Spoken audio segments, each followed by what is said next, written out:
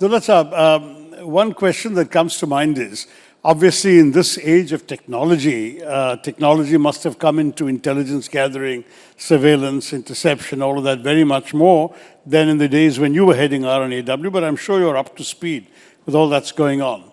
So assuming that both sides are doing a lot of technological snooping on each other, what about human intelligence? Is there still, are there Pakistani spies in our midst? Are there our spies in their midst? Can you tell us what you think?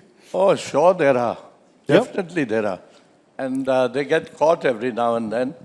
There is a... But it doesn't hit the headlines. There is a Kulbhushan Yadav who's been in Pakistan for so many years now. And I remember Kasuri Saab visiting Delhi, I think must be about 10 years ago. And Kasuri Saab said to me, isn't there somewhere that we could start talking and talking sense with each other? I said, go back and release this fellow, Kulbhushan Yadav. What is he there for? He's been there long enough. Well, they've sentenced him to death, as you know. Yeah. So coming back to my suggestion that why don't we go to Pakistan?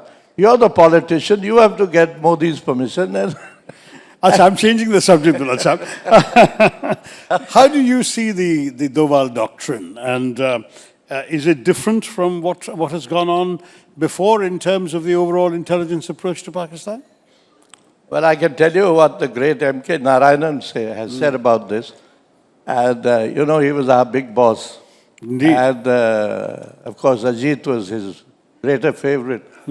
I was just a hanger-on. But he used to say that if I want to offer a carrot, then I'll send Dullat to Srinagar. And if I want to use the stick, then it'll be Ajit Doval. There you are. But coming back to what I mentioned... But you're both two sides of the same coin. Same coin, yeah. And we've both been good friends. We worked together. We think differently, but that's all right. That happens. It happens everywhere all the time. But let me remind you that I was mentioning this Spooks dialogue that started. Ajit was a part of that Spooks dialogue. Oh, was she? Yeah.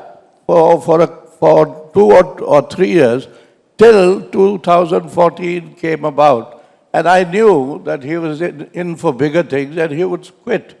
And he left. Rightfully so, because he had to become NSA. But coming back to the doctrines, as you call them, General Saab mentioned Satpal Malik. When I met Satpal Malik, I went up to him and to introduce myself, and I said, I'm so-and-so. He said, Dullat Saab, you're well known. Your doctrine is well known in Srinagar.